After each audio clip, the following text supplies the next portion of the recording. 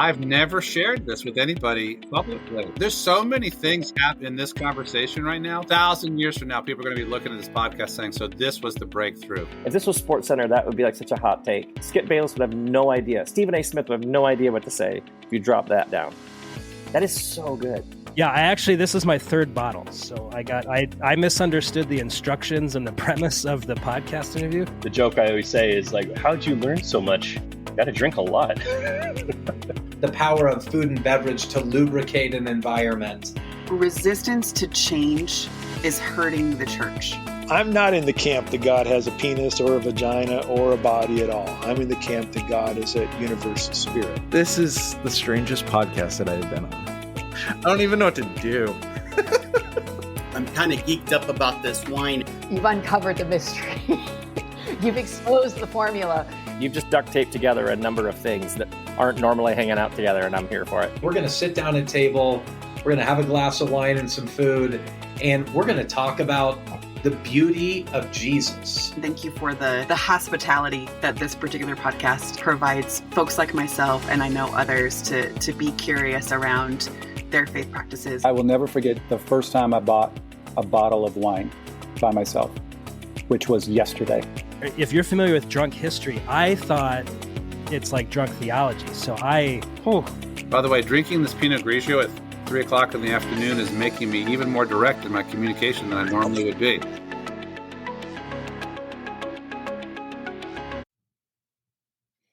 Well, hello again, friends. We are back with another episode of Cabernet and Pray.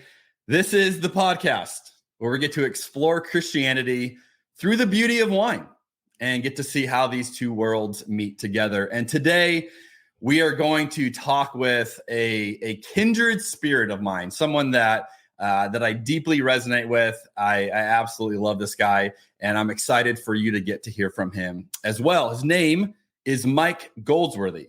Mike is the founder and president of Live Contrarian, working with leaders who recognize that effective leadership flows out of healthy and whole lives.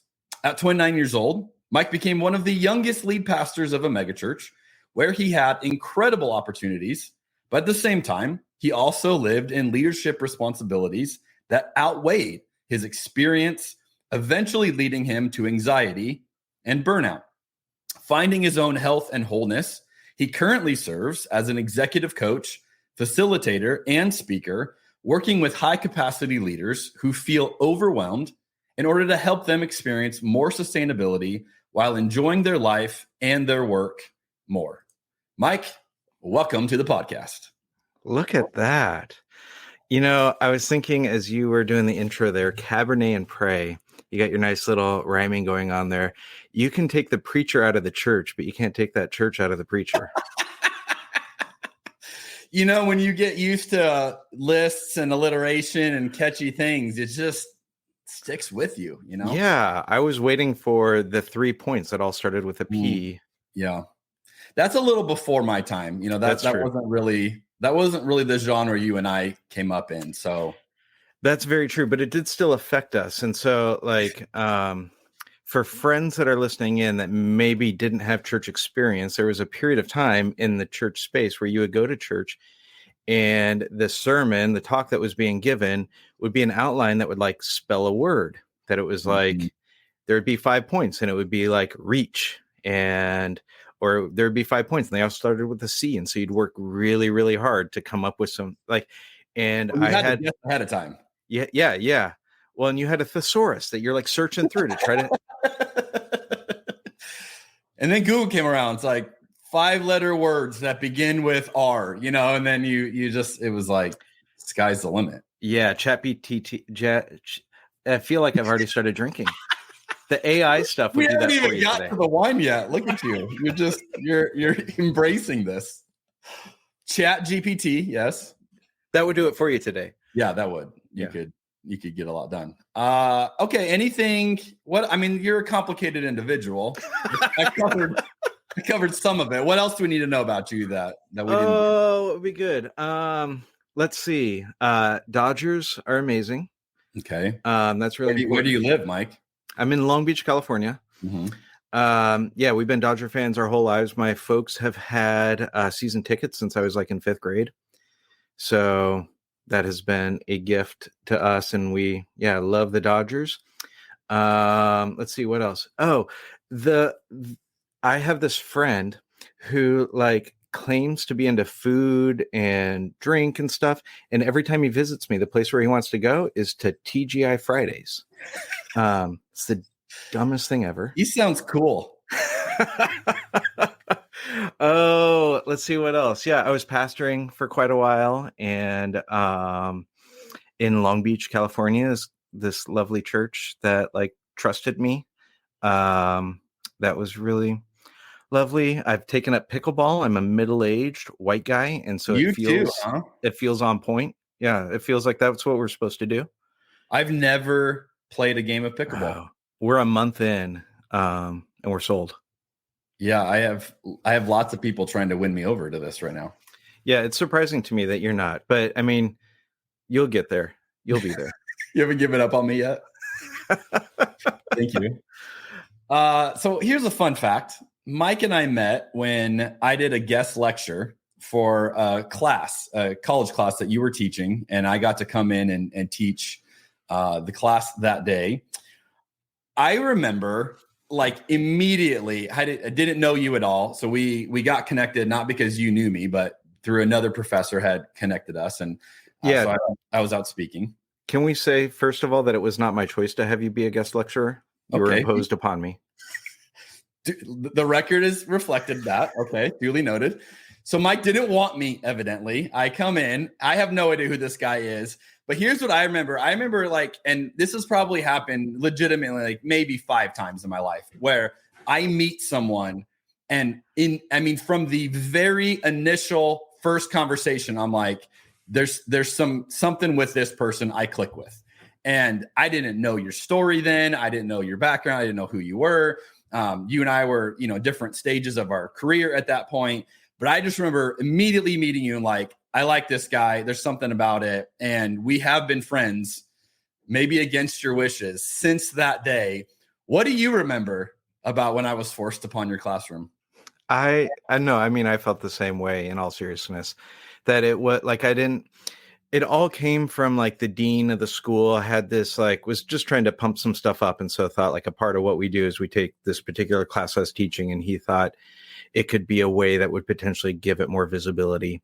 And so he imposed several people upon me, thinking that it would do that. And it didn't do that, which was no fault of yours or anybody. It just wasn't the right strategy. But I remember the same sort of thing, that there was like, we had this resonance. I can't remember the particulars, but it was like, a quick connection and a quick, like, there is a thing with people where you have a quick shorthand where like, maybe it's because you've had some similar experiences before, you operate in similar spaces, you've been reading similar books, influenced by similar people. And so like, I felt like we've had a quick shorthand about a lot of things, which has made it easy to connect. I like that. A quick shorthand. I'm gonna use that. All right, Mike. That sound means it's time for us to talk about our beverages today. All right. So I'm going to go first. Today I am drinking a 2020 Toriel red wine blend. This is from Sonoma County, giving some love to California for you today. And this is incredible. I'm actually really digging this. On the nose, I get a very pronounced red plum and tart cranberry. Like this thing is just firing all cylinders, just smelling it. And then when I tasted it, I also noticed there was some earthiness there that I dig, that I picked up some dried leaves, which again, some of these flavors, I know people are like, that sounds weird, but when you get them balanced in a wine, it's really, complex and actually very enjoyable. And so I found this to be nicely balanced, has a big mouthfeel, just a great, you could drink this as a regular everyday drinker, or you could pair with foods big enough. That's what I'm drinking. What are you drinking? It's red. It's red. Here's what I got for those of you on the video at home. So, this is from Mr. Mondavi, Robert Mondavi. And it's a bourbon barrel-aged Cabernet Sauvignon 2021, which was a good year for Mr. Mondavi. Let's understand. I actually haven't drank it yet. I just poured it. And I feel like while I take my first sip to like see what's going on here, maybe you could share about how I picked out this wine. So Mike texted me and I asked him for, hey, tell me what the details of what wine you're going to do. And I think your response was, what year is $2 Chuck? I think is what you texted me. And so I said, okay, we're in for it. And then he texted me, he said, should I FaceTime you when I get to the store to figure out what bottle? To which I gave you a GIF and said, yes, absolutely 100%. So then we navigated the aisle for you last night. And I have had that bottle that you're trying before. I thought it was fun. I've had other people try it as well. And the bourbon barrel age, I think adds a nice little pizzazz to it. What do you think?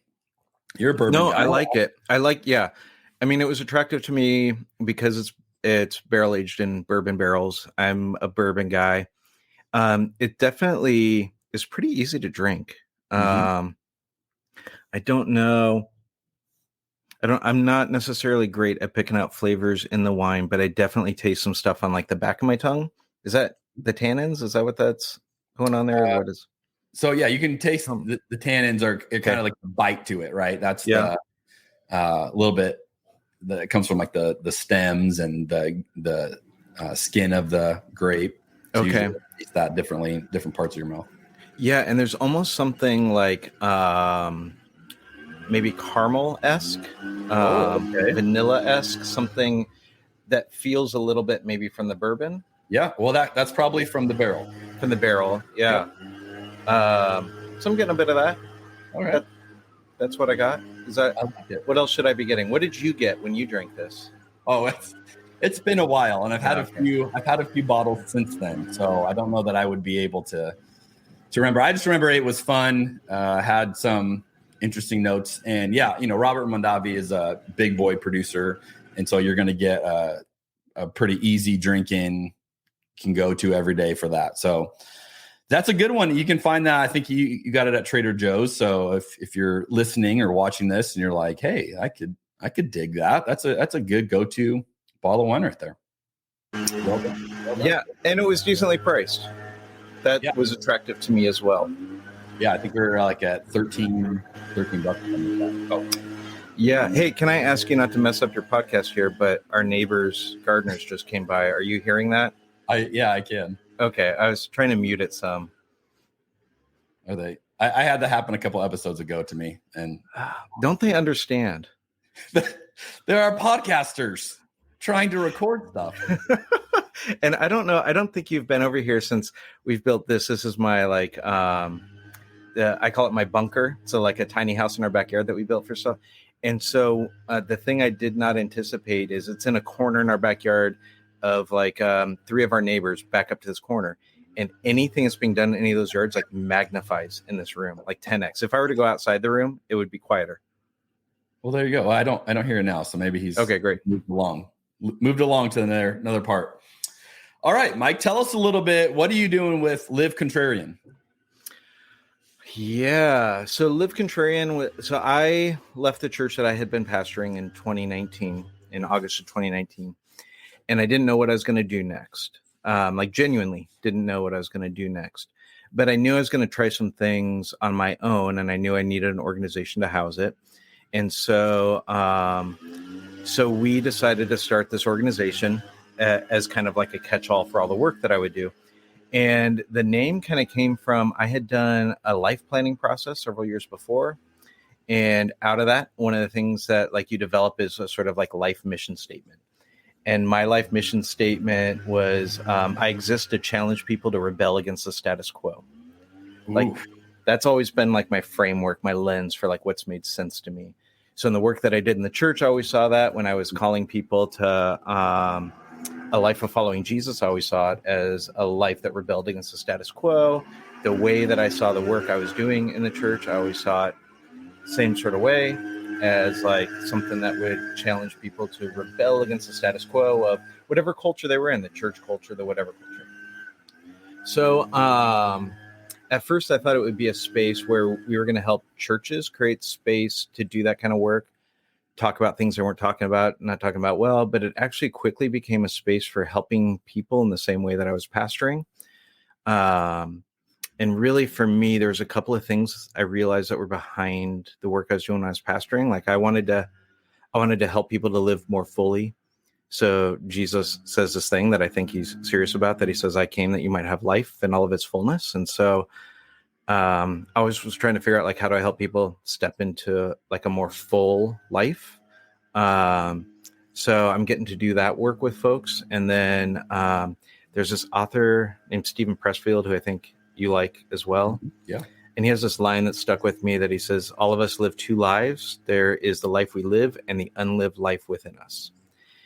So I often found my work in the church is like, I think there's unlived lives within people that I'm supposed to help bring out.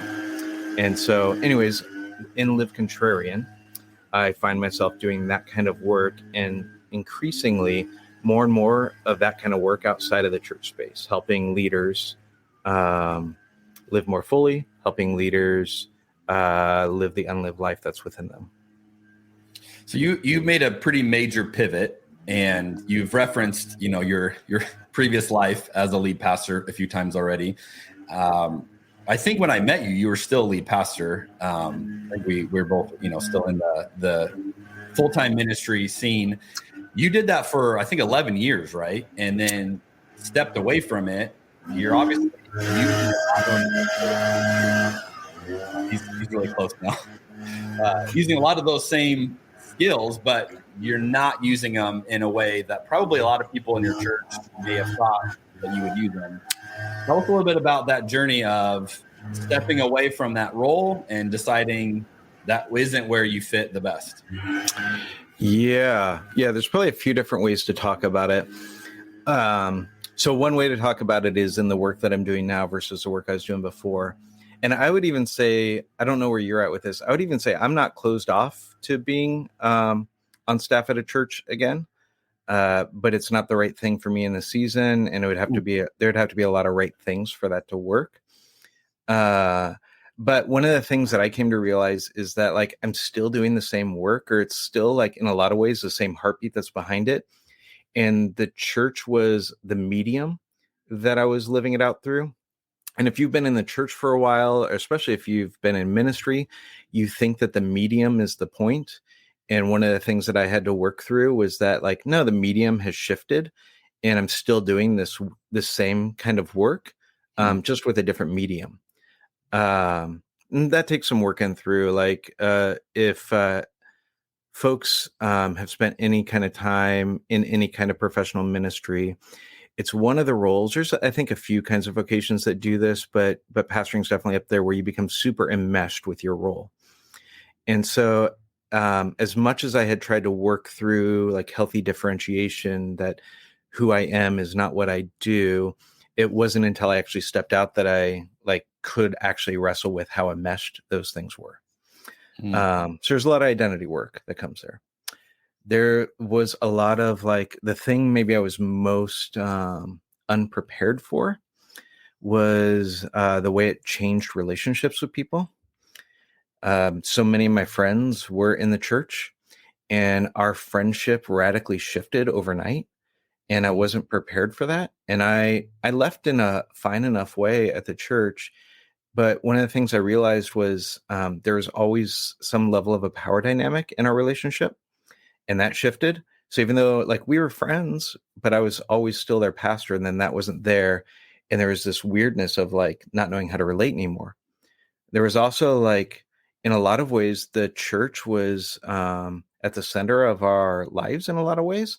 And so, and for that person, like, the thing that we have in common is this organization that we're a part of, that we show up to every week, and that we're participate in on a regular basis with all these sort of things. And you remove that thing from the equation, and you've removed kind of your point of commonality. That it's like, I think of it like, if I had a friend that I went to a Dodger game with every week, and suddenly, like, they stopped liking the Dodgers and stopped showing up to Dodger games. like we would probably hang out less, and not because I hated them, not because there's anything wrong with them, just because that thing that bound us together was no longer the thing binding us together anymore. So yeah, like that changed. I also think, and if folks have never been in any kind of professional ministry, might not fully get this either, but like when you're paid to be a professional Christian, there's a whole lot of subconscious things that are there that you don't realize that are there, that like you need to believe a certain way, because it's not just like your paycheck is dependent on it, but it's not just that. It's like your whole livelihood, your whole life that you know, your community, all the things. And so you subconsciously don't question things. And I remember I'd taken a sabbatical. I got in an extended period of leave from the church. It was a gift. And one of the things I decided to do on that was I used to say, like, I feel like I have guardrails up about what I can think. And as long as I'm within those guardrails, it's okay. That's kind of like in the church, like you might hear a phrase sometimes where people say, pursue truth wherever it leads. But I think that it's actually pursue truth wherever it leads, as long as you arrive at one of these three conclusions. As long as you stay within our guardrails. Yes.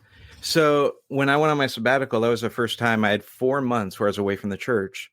And I was like, I'm going to let the guardrails go, and I'm going to let just wherever things go, I want them to go.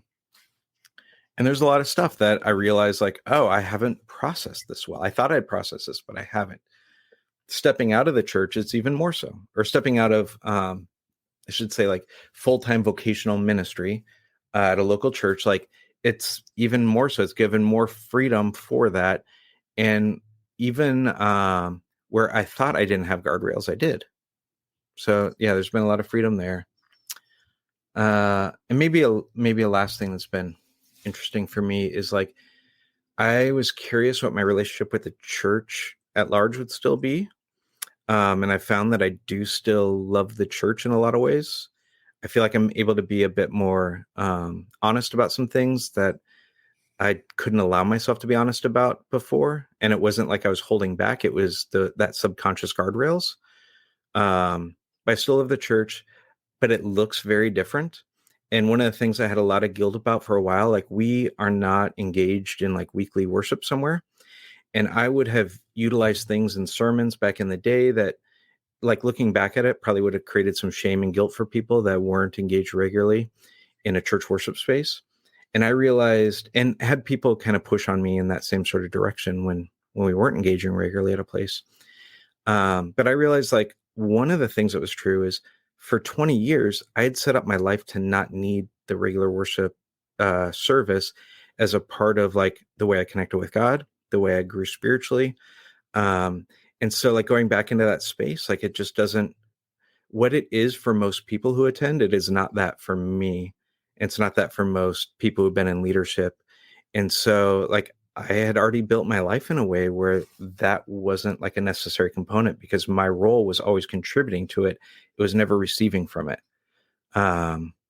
And so it's actually, for us, been, for the most part, pretty healthy. There's some churches I connect with. There's a church that's halfway across the country that in a lot of ways I consider like my church. But I'll be there like 3 times a year. Yeah. That's very well said. I've had almost identical experiences in my journey, and obviously a lot of the details are different, but just that sense of the guardrails, of the subconscious holding back, and noticed I changed my view on a whole bunch of things once I stepped away from the role. And part of that was because I didn't have all the restrictions, all the things that you get used to living with. And the thing you just mentioned, I think that's been the hardest thing for me to explain to people.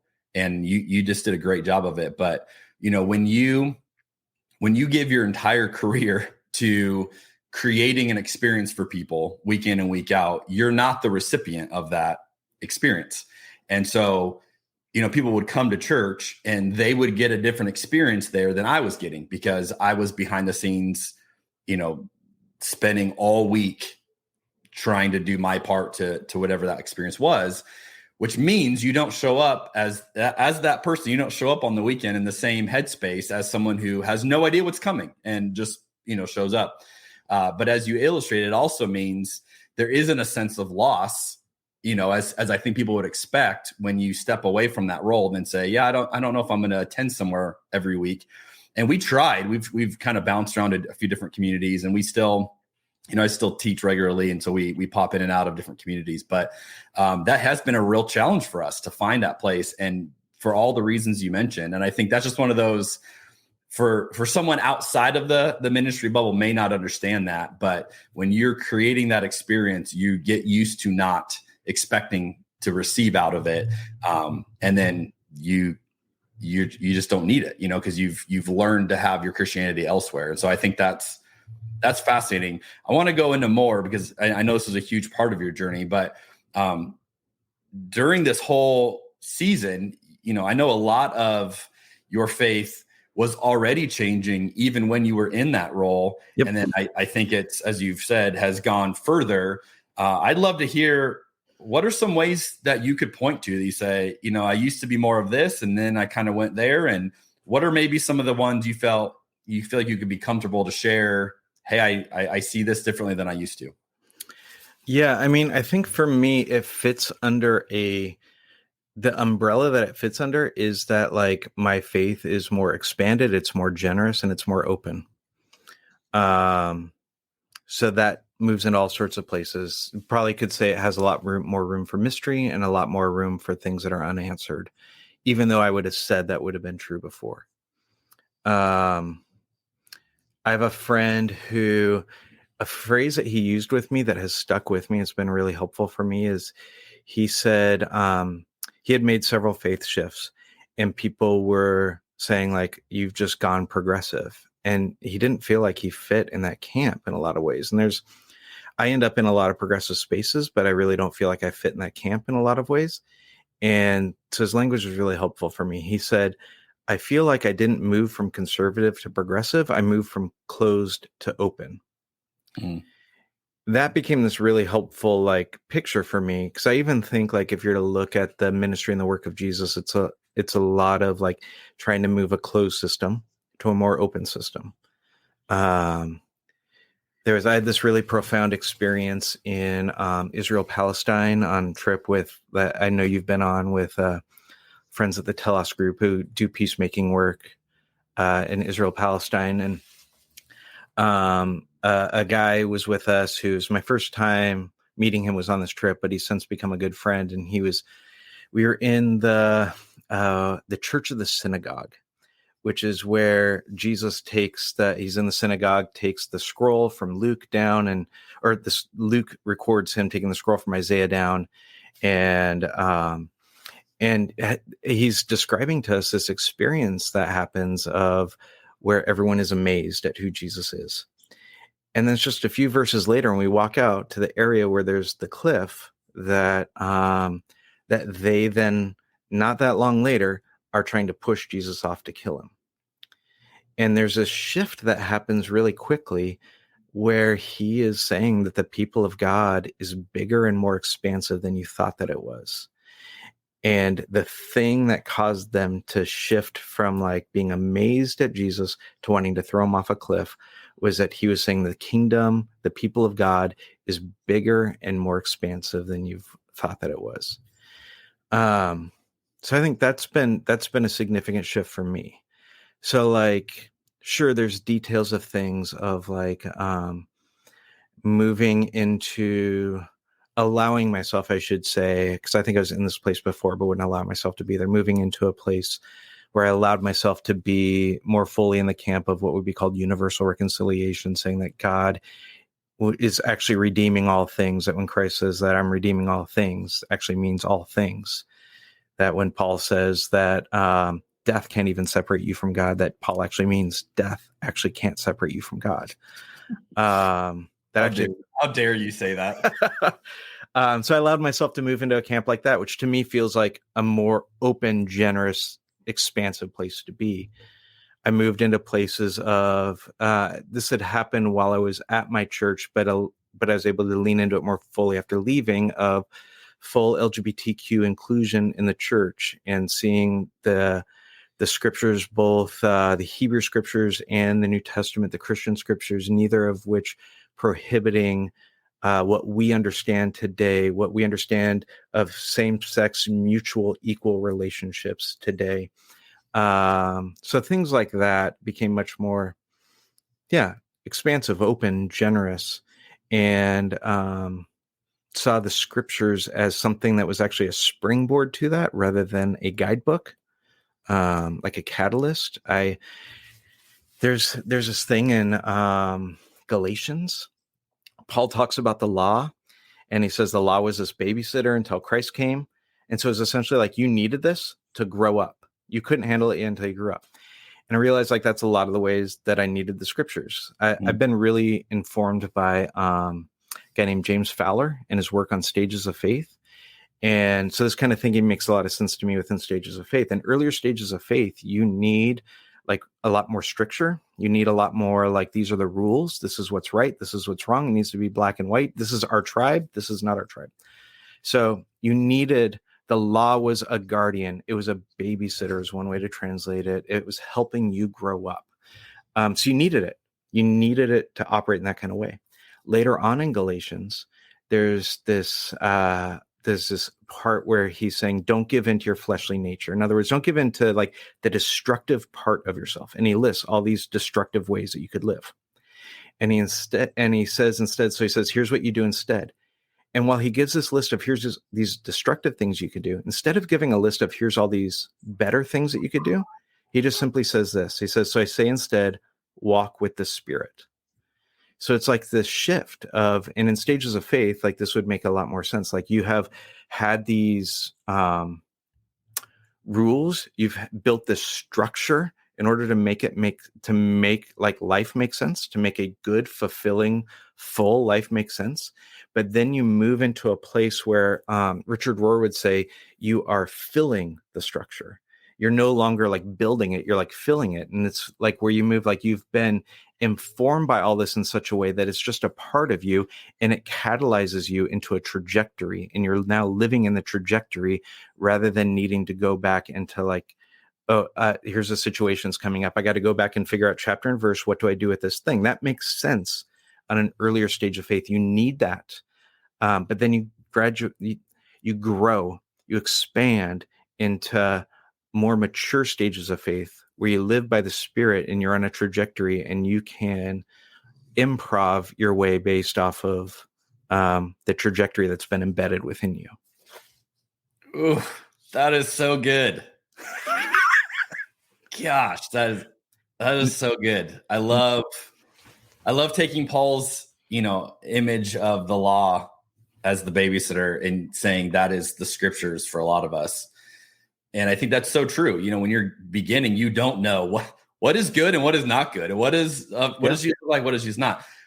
But you certainly get to a place, and I think this has been part of my recent journey, where you realize that for many people, the Bible is a restricting force upon them, and they can't even creatively process new work of the Spirit unless they have a chapter and verse to give them permission to do it.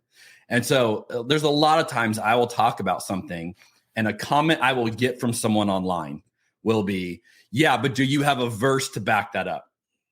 And I try to be as empathetic as I can to say, better man than me. I don't always do well. I understand where they're coming from. And if I have a great verse, I'll certainly provide it. But there are times where I'll just say, let me give you a broader understanding of where I'm coming from or what I'm trying to do here. And this is how I understand Jesus, But I just think that's so great. Now, the word that some listeners may be thinking as you're talking, like, oh, this is deconstruction. You're talking about deconstructing all these things. Isn't that a bad thing? You certainly have lived much of that experientially. You are in a lot of conversations with people who are in the deconstruction process.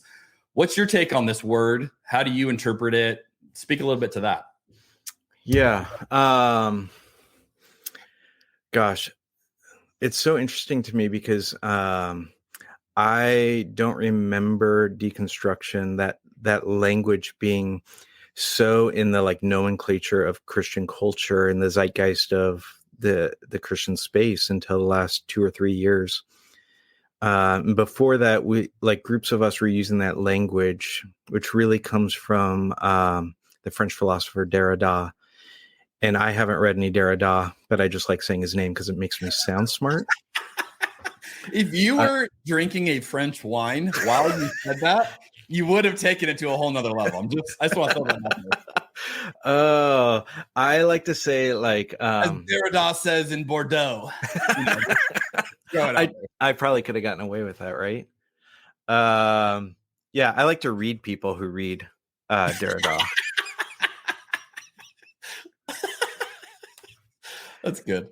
Yeah, I mean that language comes from him, and in some ways it's about like the way that Derrida uses it is that it's really about like questioning reality. It's about questioning language, and really in a lot of ways it's about trying to make sense of like what are you when you say a thing, what are you saying about that thing?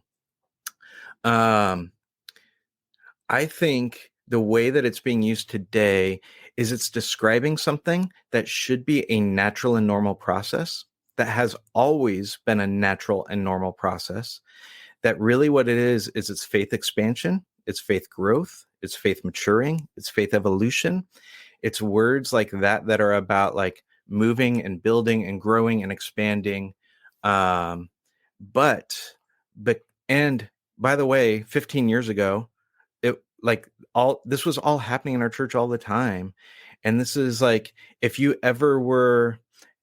pastor ever talked about reading C.S. Lewis, if they ever talked about Brennan Manning affecting them, like it's all been in the waters, even in modern times. But some shifts have happened in the church where the church has doubled down and drew some hard lines in some ways, where it has made it something that is seen as destructive. And so destructive language has gotten associated with it. So people go through a deconstruction process, which really should be a natural, normal process, and always has been, not only in faith, but in a lot of areas of our life, where what it's just simply this. It's the way that we had understood faith before doesn't make sense to us anymore, or the way faith had worked for us before doesn't work for us anymore. That has always happened. It will always happen. And it happens in other areas too. And it's natural and normal, but we have made it bad. And so now we have attached language that feels really heavy to it when it actually, I mean, I use that language because it's in when I think it's helpful to use language that people understand real quickly what you mean by it. Mm-hmm. But I don't think it's the most helpful language. And my hope is that we have short-term use of the language. You see Jesus do this too, when he says things like, how do you read it? And it's this open invitation to discuss and to, process. I think so many times we go, no, just tell me the right answer. Then I got it, rather than the journey of unpacking something and figuring it out and processing it. And, that's certainly a huge part of faith and of, maturing in your faith. Yes.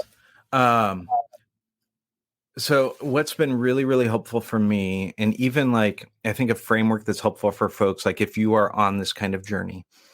And again, I think that the journey comes where at some point it's one of two things. It's the way faith made sense to you no longer makes sense anymore, or at least parts of it don't, or what worked for you before is no longer working. So it becomes a head journey, and it becomes a like tactile journey. Like, so it might be like, I would always pray like this, and like, this was my experience, and I'm not having that experience anymore, sort of thing. I'd always serve in the church, and this was my experience, and that experience isn't working for me anymore. It's not happening that same sort of way anymore. And what people will often do then is they will often then make it a head journey. I have all these questions. These things, I was always taught this, that doesn't make sense to me anymore. I have all these questions and I need answers to them, and it becomes this head journey. And I think that head journey is really important. But if that's all that it is it's a head or a hand journey, what you will do, and this is, again, where Stages of Faith has been really helpful for me. By the way, the work of Stages of Faith by James Fowler, he's a behavioral psychologist in the 70s. He sought out to try to see, like, is there ways that are common, not just in the Christian tradition, but in other faith traditions of how people mature and grow in their faith, what people see in those faith communities as mature, and are there ways that we can observe as a behavioral psychologist studying this, are there ways that we can observe that are true? And he found that there were. And so one of the things that can happen when it's just a head journey or just a hand journey is that we will regress in our stages of faith, but it'll just be a different kind of faith. So to just use numbers to just make it easy, let's say you hit a stage 4 of faith is where these things start happening to you. A lot of times what will happen is you will regress. You grew up in a conservative space, in a fundamentalist space, you will regress back to a 2, but you'll just be a fundamentalist 2. Mm-hmm. And like, I like Jesus' language of you become twice as much of a son of hell. Like, it's those folks that you know that were a pain as a fundamentalist conservative, but they are even worse now as a fundamentalist progressive. But the way forward, the only way that you move to the more mature stages is always through an internalized journey, which in the Christian tradition is often called a contemplative journey. And so it's only by doing the internal work that we can move into the more mature stages. So that's why I like my friend's response of like, I didn't move from conservative to progressive, because you can be one of the things in the deconstruction space that I think it's perpetuated is a more progressive view of Christianity as a more evolved view. And I don't think that that's the case. A more generous view is a more evolved view. Yeah. You would say you can have that generous view on either side of the conversation. I think that you can be a really generous conservative. I mean, gosh, there are folks, maybe it was last year, I read Philip Yancey's memoir.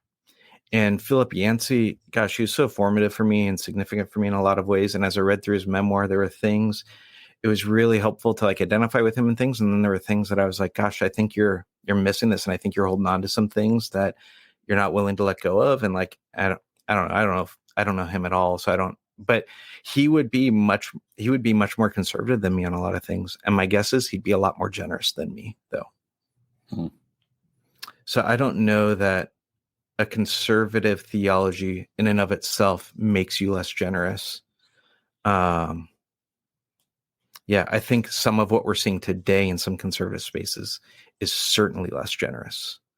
And I certainly do not fall into the place of like, and that's true of the progressives too. It is true in the progressive space too.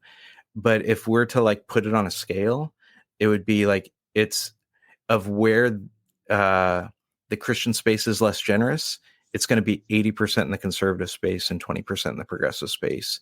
And it is a problem in the progressive space, but it's a significant problem in the conservative space right now. Sure. One of the phrases that I've heard you use in your own work in and out of the church is you're referring to people who are ecclesiologically homeless. And I love that phrase. You have a passion for these people. What are you referring to when you use a phrase like that? And why do you have a passion for this? Yeah. Well, first I should say it's not my phrase. A friend of mine said it. And I think I actually don't know if he just kind of said it off the cuff or like if it was something he'd been stirring for a little while in him. But for folks that don't know, ecclesiology is essentially like the theology of like church, of like how we like function as a church, how like what does it mean to be the church? And he said to me, I feel he's a pastor of this great church, and he says, I feel ecclesiologically homeless, meaning I don't know where I fit in the church space. Like I lead this church, but this church doesn't fit anywhere. And he named what I felt like had always been true for me. And so like I have a passion for it because like that's me. When I was leading my church, like I never knew where I fit in the church space. I tried on different communities, like pastoral communities, like kind of like larger church communities. And none of them ever felt like they fit right. And so I think there's this growing number of us who don't know where we fit in the church space anymore, but who want to like be a part of Jesus community, but like not necessarily meaning like the week in, week out showing up to a worship service, but a part of like the global community of people who are pursuing the way of Jesus and feel like we don't fit anywhere. So yeah, I've been trying to find ways to like care particularly for the people who find themselves leading in that space, who are leading churches, leading other kinds of faith experiences, who feel like they're all alone, who feel like they're the only ones doing it, who feel like I don't know where I fit anywhere. And we're just trying to create a space of belonging for them. Love that. Yeah, that's I share your heart for those people.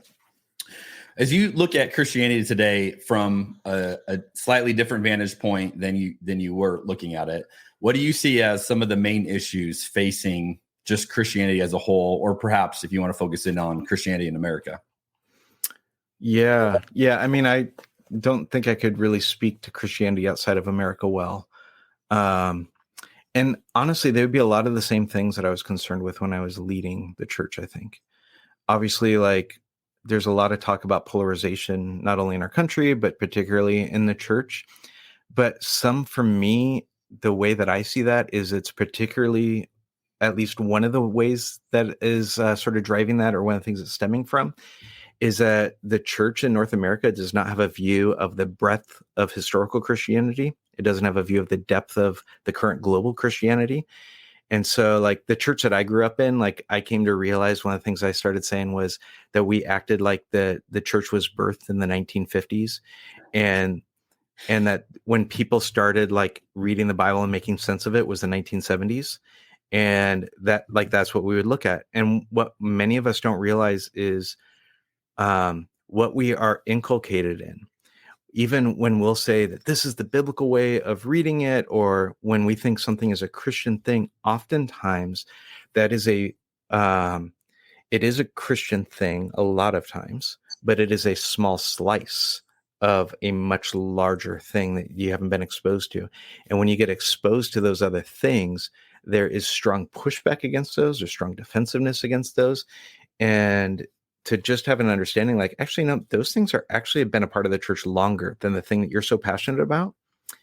So, like, I think that's so helpful. And I think, like, that would help with things like you and I think we're probably preaching against Christian nationalism before there was language of Christian nationalism that was normative in the church. I remember taking a lot of hits for teaching on that kind of stuff, and have had a lot of people come back to me in the last 2 years and say, like, oh, gosh, you were talking about this stuff 10, 15 years ago. And I didn't realize like it actually was going to be, I didn't think it was an issue. It is an issue, I think. So there's just this enmeshment of Americanism, an enmeshment of partisanship. There's an enmeshment of our political partisanness, like affecting our views as opposed to the other way around. Like I think faith is political, but it's not partisan. And so like that's concerning to me. I get really concerned about like trite understandings of God that people never do an inquiry on. So I think there's a beautiful naivete for some folks that you need to have, especially at earlier stages of faith. But I think if you hold on to that, like to me, it's like, why would you hold on to the same worldview at 42 that you had at 11? But that's what we do in the church. We don't do an inquiry on our faith. We don't investigate those things. And so like, gosh, I experience this all the time. I do a lot of work with an organization that works with all kinds of different churches. And I don't fit there in a lot of ways. And I was in a meeting the other day, and we're saying this, and this gets brought up a lot in this organization. We work really hard, but the results are up to God. And I was like, well, if God's going to give the results, then why do we work hard? Like, I'll just sit back and collect a paycheck and let God do all the work. Like, that makes sense to me. So I'm like, I don't think you actually think that. You don't actually think we work really hard and God delivers the results. Because if you did, you wouldn't need to work hard. Or what you think is you unlock God in some sort of way by working really hard. So somehow your actions have control over God. But I don't think any of you would say that that's true. So like, I want to take things like that and I want to poke at them, and I want people to like I want us to do investigative work on like these things that we hold to that we just kind of throw out, but like we've never actually done any kind of inquiry on them. And what are we actually saying when we say those things? What do we actually think? What do we actually believe? And what's actually like driving our lives, all that sort of stuff. Yeah. So yeah, I think that's an issue. I think that the church has got to move towards more generosity, more. I think that evangelicalism. I mean, this is. I think for folks that don't know any of the history, what folks don't realize is that evangelicalism was a response to fundamentalism. And that fundamentalism saw itself as this, like, we're the ones who are right. We've got it all figured out. And they created this really small tent. And evangelicalism was this response that said Christianity is so much bigger and wider than that. And so some of the language that would get used is it would talk about big tent Christianity, that it was like there's room for all these things. And what's happened over the last 15 years is that tent has gotten smaller and smaller and smaller and smaller. And it's become the new fundamentalism in a lot of ways. And I wish that the faith, like the Christian faith, could recapture that big tent and keep expanding it. Mm. That's beautiful. Okay, so that's a great synopsis of how you see Christianity. Drill it down to the models that we have of church. And by that, I obviously mean what most people think of. We go to a building on a weekend. We gather, for hour and a half. There's some singing. There's a person talking. What do you see as some of the main issues facing the model of church that we currently live in today? How do you see that? Yeah. I mean, I think one of the things that has bothered me for a while that I see creeping in continually is the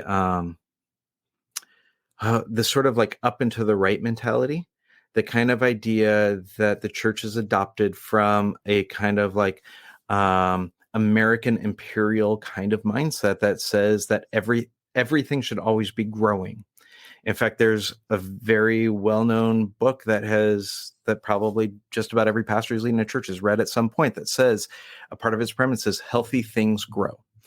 And so meaning that if your church is healthy, it will be growing, and meaning growing numerically. And there's so much that can be lost in the church. The church is not a machine. It's an organism, and healthy organisms have times of growth, and healthy organisms have times of plateau. And I stopped growing when I was like 20 years old, or at least stopped growing in height. Like my middle-aged belly is, I'm growing in different ways in this season. But like you got the Orange Theory in there, right? The Orange Theory is helping me out some. The only reason it's not worse. But it's like, no. Like what organisms actually do is that they go through natural life cycles, and they grow and they plateau and they decline and they die.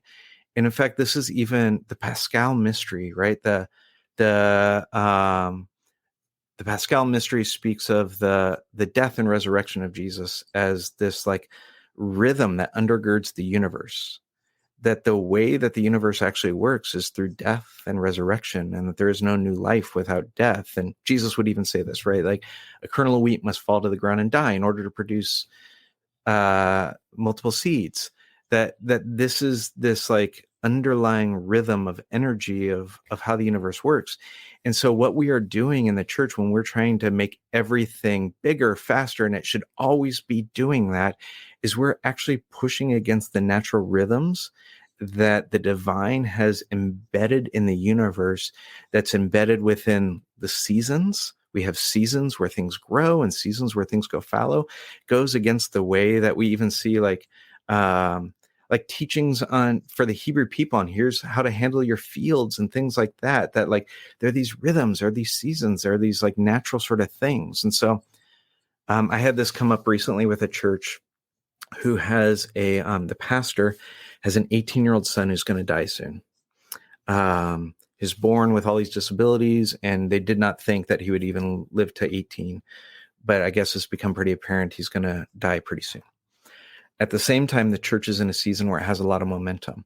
And on the calendar, they've got several events coming up that they think are going to help them capture this momentum. And somebody who's working with the church reached out to me and asked me, like, hey, could you give me some advice? I'm trying to figure out how to consult them, because what we want to do is we want to make sure that we honor this pastor well, but that we don't lose momentum.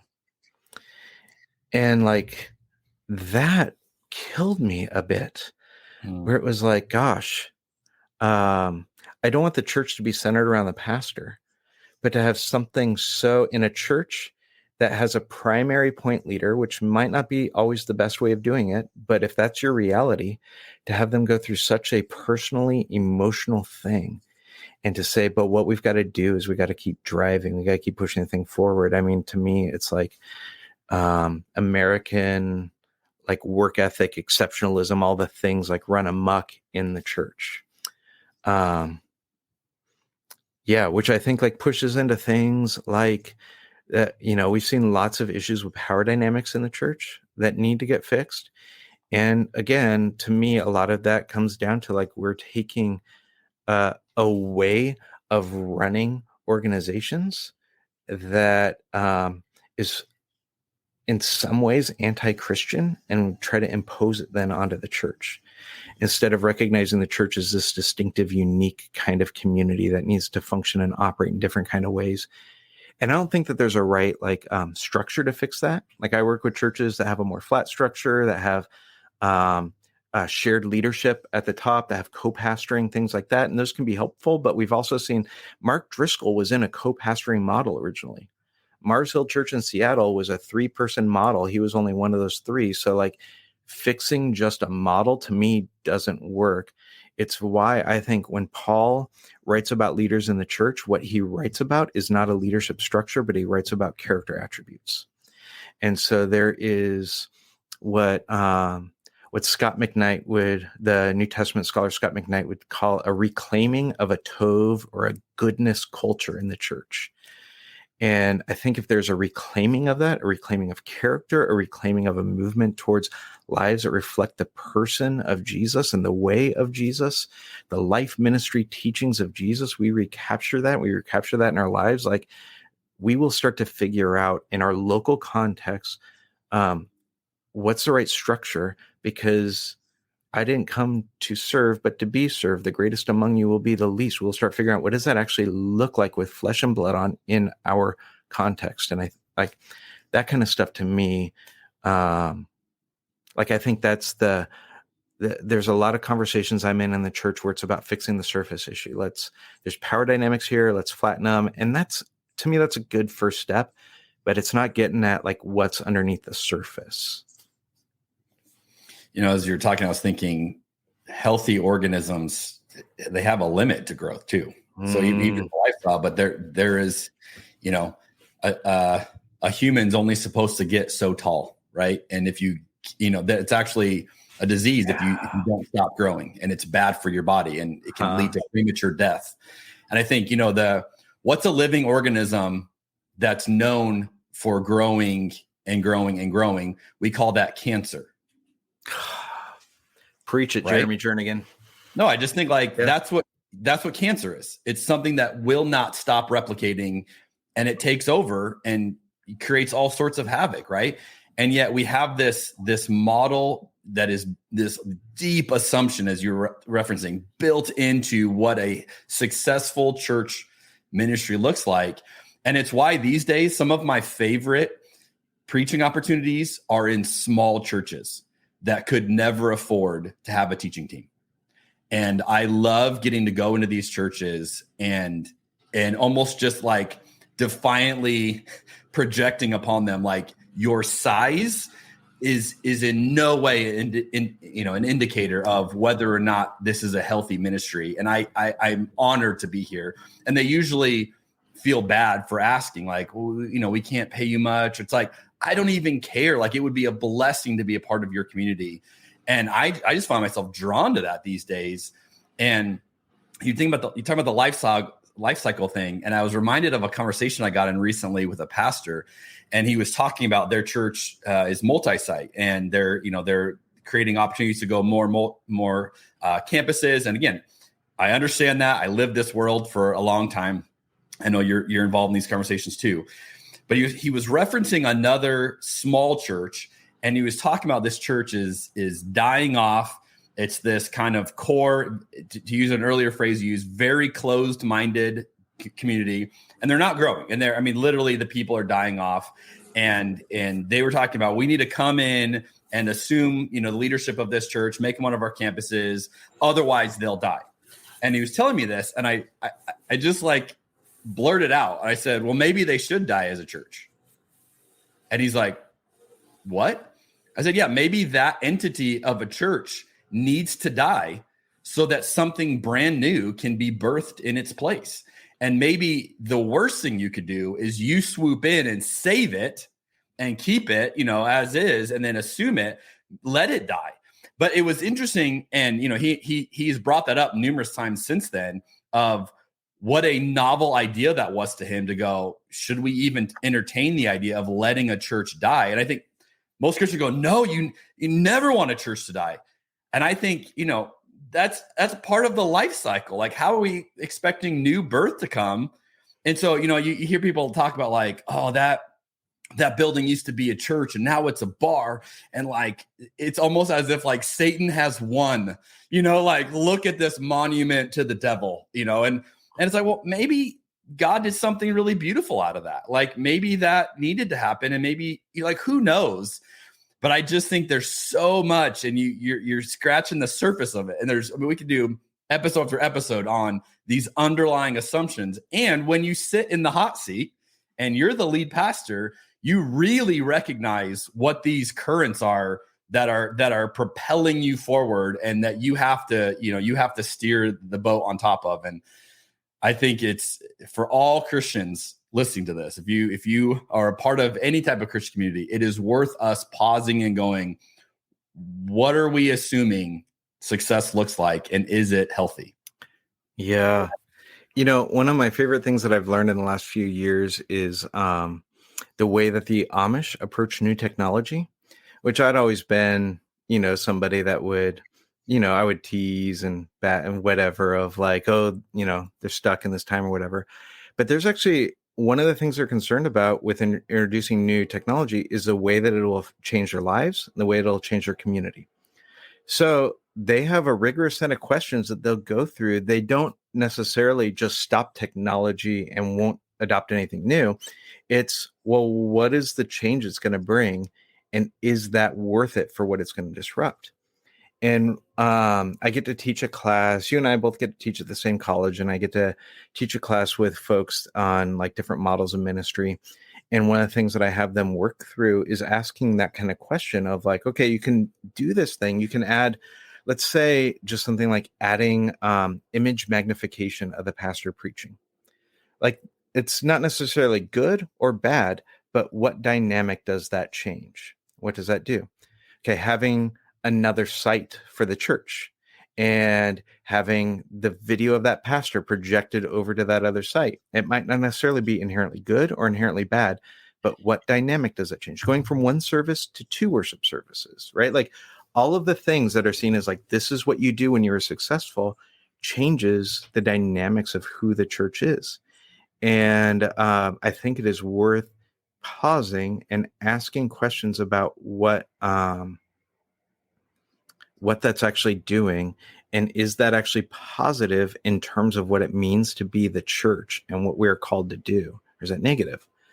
One of the fallacies is, I think that churches make evangelism an idol, and that the goal of the church is to always continue reaching people, which, by the way, in North America, churches that talk about reaching people, it's something like 70 or 80% of the people they're reaching are just people who are already churched.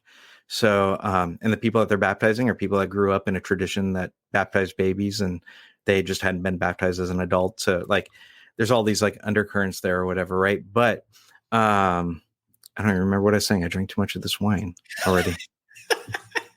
Am I allowed to cuss on this? Is there an explicit thing on this podcast?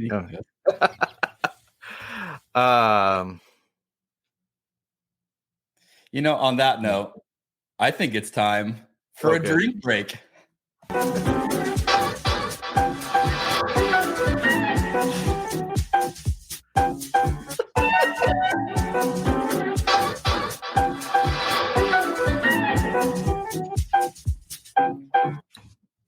As you were talking, I was thinking, wait, are we just going to pretend like that was normal? Yeah, no, there is no normal. We're just gonna move on. We're moving on. I was literally thinking how great it would be. I was like, I should figure out a way, or maybe you can pull this off, of getting this episode into one of my classes and make it an assigned video that they have to watch. And, Mike and I have designed a bunch of different courses that we're teaching. And I was just thinking, like, that would be awesome. Like, they're like, there's a couple of professors of ours drinking wine and talking theology. I have multiple students in my classes that would not think that is awesome. As do I. All right. That was just an idea. That's the wine talking. Okay, we're going to switch gears here for a second. I want you to share. I have no idea where you're going to go with this based on your $2 Chuck initial comment. I want you to share. If I ask you, what's your favorite experience that you've ever had, that glass of wine that it just, the way I say it is all the stars aligned. The wine tasted amazing. The setting was amazing. You just went, wow, this is really good. Hopefully you have at least a moment. What is that moment that comes to mind for you? All right. And I'm not just saying this because I don't like, wine's not normally my thing. So I'm not, I don't have it very often. But I went on was it your first Communion Wine Co trip? You might have been on the first. I don't remember. You might have been the first one. I think it was the first one. And I had genuinely never, like, I've always made fun of, like, what are you tasting in this? What are the notes that you have here? And so, like, I'd seen on something where somebody had said something was fruit forward. So whenever somebody had asked me about my wine, I'd be like, it's very fruit forward. That was my go-to. That's what half the people do anyways. You just memorize certain phrases and then just use them. And as long as you know when to use the right phrase, you're golden. Yeah. So, but at that, like, that was just like, I think the experience of being in community with a group of people who I'd never met before, but it was real sweet being with you and Michelle and Allison, my wife, was there too. Like, it was just a real sweet experience. And so, like, I think of multiple of the times there, whether it was a wine tasting, whether it was sitting outside and having some wine, but like, to me, it was like that communal experience that we were having together was really significant up in Oregon wine country, communionwineco.com. Go on a trip. I'll give you an applause for that. I did not pay Mike to say that plug, but yes, that is true. Mike got to go one of our early Oregon weekends, and that was super cool. Okay, one of the things that you co-founded, you haven't even mentioned this yet. You are one of the co-founders of the. You're also great with words. Post-evangelical collective. I feel like you have to say that with a cool voice. Post-evangelical collective. This is obviously something I'm a big fan of. Tell us more about what is this? You're on the board. You're a co-founder. What is the Post-evangelical collective? Yeah. So when I left the church, I was mentioning, like, I couldn't figure out who I resonated with. My friend who said, I feel ecclesiologically homeless. A group of us started just like connecting over Zoom, and who were all, I had just stepped out of my church, but they were all pastoring churches, and we're just trying to name, like, what is this space? What's going on here? So we began meeting for several months, defining the space, trying to figure out who else is a part of this, who's doing these churches, who do we know, who do we not know? And other folks started finding out about that, and they're like, I want to be a part of it. That group wasn't ready to let other people be a part of it, so we started some other groups. What began to happen were there are all these pastors who felt ecclesiologically homeless, felt like they didn't belong anywhere. They had used to belong, but they didn't anymore. And I found actually that there were 3 reasons that would show up over and over again of why people felt like they didn't belong in the spaces they were in before. And when I say they didn't belong, that it's like a larger, say, like movement of churches, denomination, some sort of association of churches that they had been a part of, and had either been asked to leave or had voluntarily left because they didn't fit anymore. And sometimes folks, like, it was one of these 3, sometimes it was all of them, but it was the way that they were talking about racial justice in the church. It was the way that they had moved towards full inclusion of queer folks in the church. And then it was post 2020 2020, it was stuff of like, post 2016, it was the association of white evangelicalism and Trump's election and all that sort of came with it. And it was a combo of those three. Sometimes it was just one of those three, but people felt like they didn't belong anymore. So we just started creating community for these folks, feeling like we want you to know that you belong, to know that you're not alone, to know that you're doing good and beautiful work in the world that's needed. See if we can learn from each other, share resources with each other. And in 2021, we put together a little gathering that we genuinely had thought 20 people would come to, maybe 25, that we'd sit around a few roundtables and it'd be pastors of these like churches, and we use post-evangelical because they had been shaped and formed by evangelicalism, mostly particularly by white evangelicalism, but felt like they no longer fit there anymore. And so we thought we'll get 20 or 25 people together. We'll have some roundtables, sit around and share, learn from each other, build some relationships, and it'll be really beautiful. And 120 people ended up showing up. And we realized like, oh gosh, there's something that's happening here. Or to use like Christian language, like the Spirit is stirring something here that we need to pay attention to. Nice.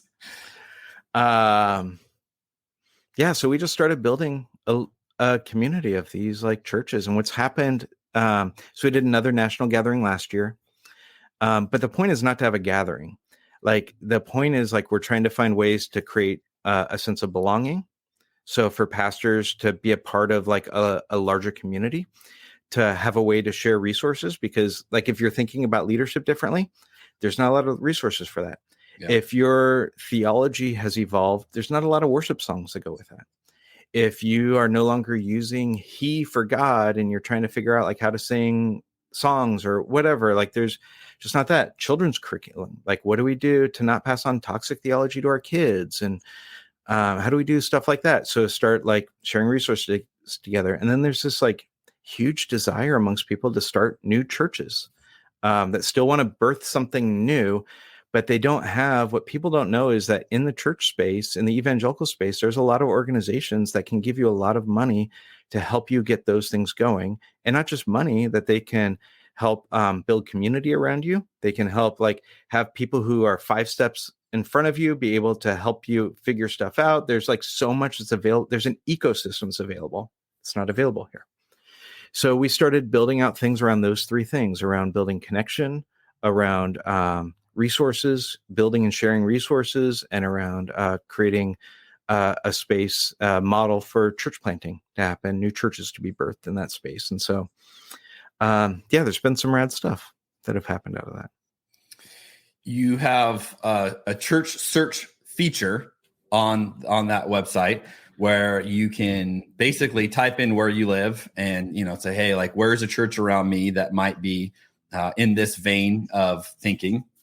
And I noticed that there were 5 shared values that you guys, again, I don't know how this conversation came up, but you guys basically rallied churches around these 5 values and said, hey, if you resonate with these 5 things, you can be in this church directory. And the 5 are the way of Jesus, full inclusion, holistic justice, deep and wide formation, and a gracious posture. Just speak a moment. What are those 5? Why those 5? Yeah. Were there originally 10? I mean, like, how'd that come? Yeah. I mean, it just came from the churches that were in this space that were most invested, paying attention to what was true of them and trying to find some common themes. So it wasn't like us trying to impose something. It was us noticing. And what I should say is that churches that are engaged in the post-evangelical collective don't necessarily all subscribe to all of these things. So we kind of think of it as like a funnel, as like there's this wide space of belonging. The people who feel like they don't belong anywhere, we hope can feel like they can belong. And we hope that that's true because we want to have a gracious posture. You don't have to be in the same place as everybody else to feel like you can fit. But when we started talking about like pointing people to churches, being able to have a space, and the churches that are on there have all, we are not at a point where we're going after churches. These are just churches that have opted in, that have said to us, that have come to us and said, like, these things are true of us. We list us. We said there's got to be some common things that are true there. And so the one that is probably like would be most controversial is full inclusion, which would be not just LGBTQ inclusion, but that is like you're being mindful of people with different abilities. You're being women can fully serve in every place in the church. All of that the church has a posture of trying to figure out where are people being excluded and how do we be a church that includes. And so at some point we just kind of had to say, like, there needs to be some things that we know can be true, that people can feel like they're walking into a space that they know is safe for them. So one of the things that we know is that it is helpful for queer folks to be able to know if they're walking into a church where they will be fully embraced or not. And I think, like, I am not somebody who lands on a theology that says, like, people that disagree with me on that are bad, wrong, terrible people. I land in a place of, like, let's just be honest about it so people know what they're stepping into and we're not doing more harm, and let them, give them agency to make a choice in that. So there are plenty of folks that are looking for churches that those things are true of, because either their theology has shifted or because that's what's true of them, and they want a community where they know that they could be fully embraced in. The others, I mean, to me, like, they all matter a lot. The gracious posture one, to me, has been a driving one for me in the space of, like, there's plenty of progressive Christian spaces that several of those would be true of, but that they don't necessarily have a gracious posture, and that their siblings in the church that are more conservative, that they wouldn't feel welcomed in their church. And that I would want folks to be able to be in a space where, so, like, I think that's, like, you're going to have the most progressive churches and you're going to have the most conservative churches. And then you're going to have these middle two. And we're trying to capture who are those folks. Those are the folks that we're most interested in kind of working with. One of the statements on the website that stood out to me as I was doing my research for this episode, you guys say, we find evangelicalism's boundaries too narrow for our experience of God, and its politics corrupted by an un-Christ-like vision. That'll preach, right? Which is a hell of a sentence. I mean, just, I guess I need another, just, woo. Okay, so what are some of the boundaries you guys are pushing against that are robbing the life of people that are perhaps ecclesiologically homeless? Yeah, and people probably have different experiences of this, and they would probably add their own things to it, which is a part of why we kept this as broad language. This language actually came about when that first group that I was talking about that was meeting. We were trying to figure out, like, how do we use language to help people understand what this is, and we wrote a manifesto. And so that came out of the kind of manifesto that felt like, okay, people who are attracted to this language, they'll resonate with what we're doing. But I mean, it was like boundaries of control and boundaries of gatekeeping, boundaries of, like, that there's one right way of thinking. And what's interesting is when there's one right way of thinking, I'm always the one who has the right way of thinking. It's an odd coincidence how that works, isn't it? So I always used to like to say, people would give me John MacArthur. John MacArthur's a super fundamentalist pastor in Southern California. They give me his commentary series because they didn't like something I was preaching. So they like give me one of his commentaries.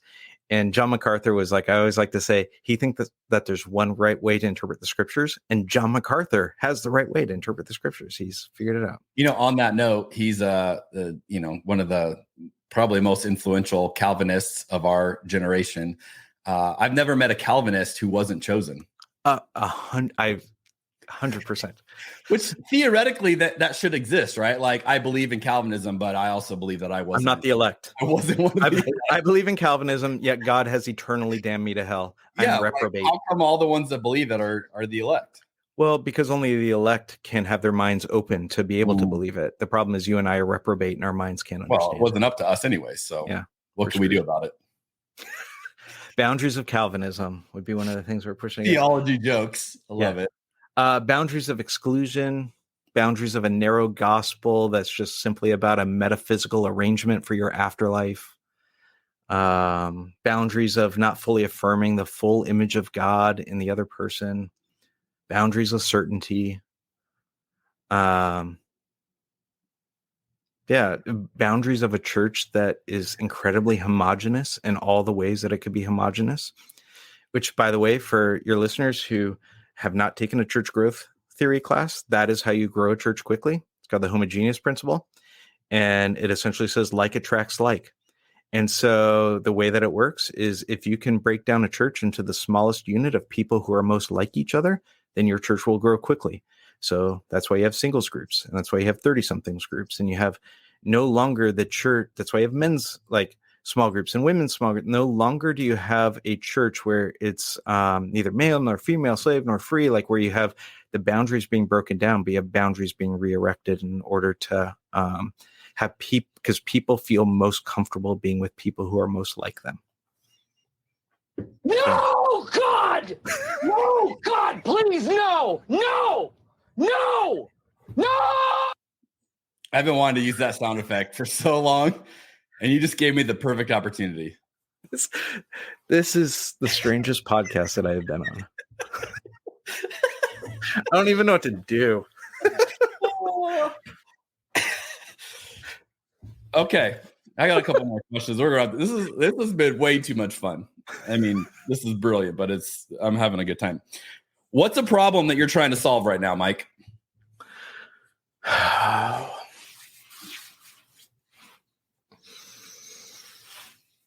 Well, since we've been talking about the post-evangelical space, I'll do one in that space. We are trying to figure out financial models that make sense in the space. So we're trying to figure out both like at local church level, and we're trying to figure out at a larger level. I'm entirely convinced that for there has been a lot of like upstart things of like new sort of network things in the church that fizzle out or that don't have much influence. And I'm entirely convinced that there has to be a larger ecosystem that has to be built in order for not only for this to be sustainable, but in order for it to be an attractive, like I actually think that there's pastors that want to step into this space. I've had multiple pastors of actually very large churches tell me they would plant a post-evangelical church if we could help them figure out how to figure out funding.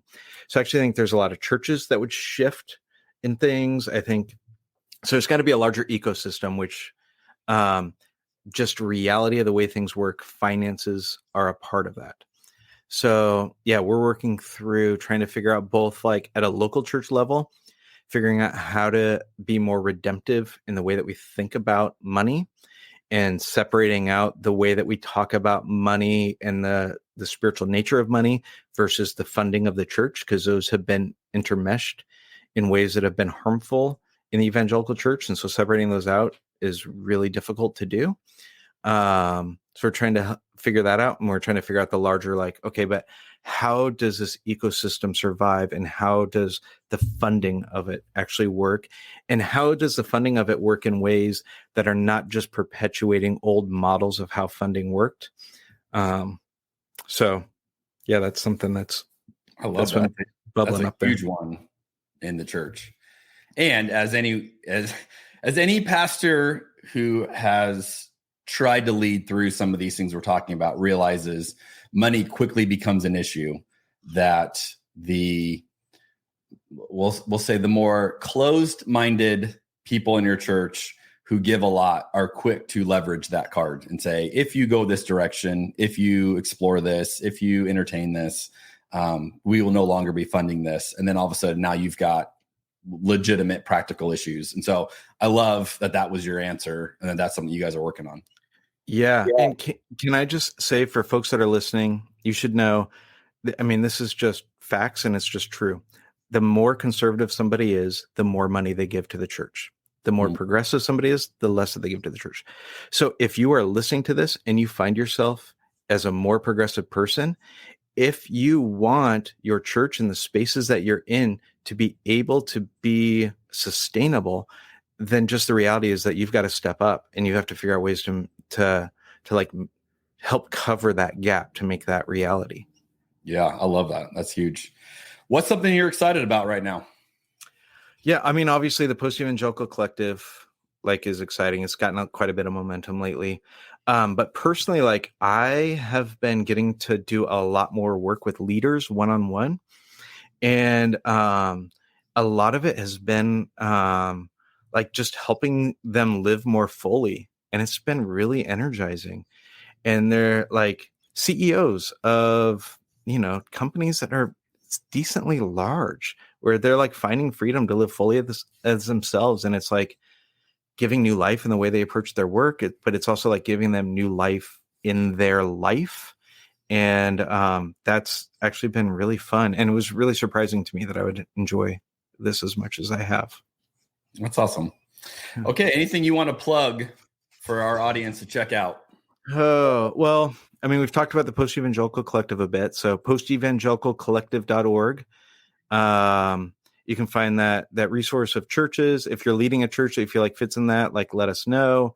We've got some regional gatherings going on right now for church leaders. I'd love to have you be a part of that. And then my stuff is at mikegoldsworthy.com. And yeah, I mean, particularly if you're a high capacity leader who feels overwhelmed, like, I would love to be able to see if I can be helpful for you. Mike, anything you need to drop that we didn't get to cover? Anything you feel like is left unsaid? I don't want you to walk away feeling regret. Oh, no. I mean, I wanted to make sure that I got to tease you about eating TGI Fridays. And I feel like that was me, by the way, if you didn't get his sarcasm. So let me just briefly end my honor here. Tell the good people. This is on the record now. So one of the things I used to love, TGI Fridays has a Sesame Jack Daniel's sauce. I don't think they call it that anymore. It's changed or whatever. But I used to love it on wings. And we had a whole bunch of them in Arizona. And then all of a sudden, they all went out of business in Arizona. You couldn't find it. So then what I realized is you could still get them whenever I would travel places, but just not at home. So it became like an inside joke. Whenever I would lead a team, we'd go on a trip somewhere. I would always take them to TGI Fridays. And it became just like this memory. Everybody would make fun of me for it. And it became like a thing. Like, I said, I'll be dead and gone, and you guys will still think of me in TGI Fridays.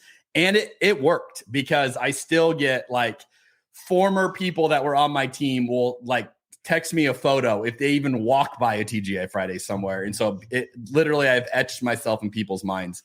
But Mike lives in California, where they do have TGI Fridays. And so he has had the experience of enjoying some TGI Fridays with me when I've come to visit him. So that's why he's mocking me for my culture tastes.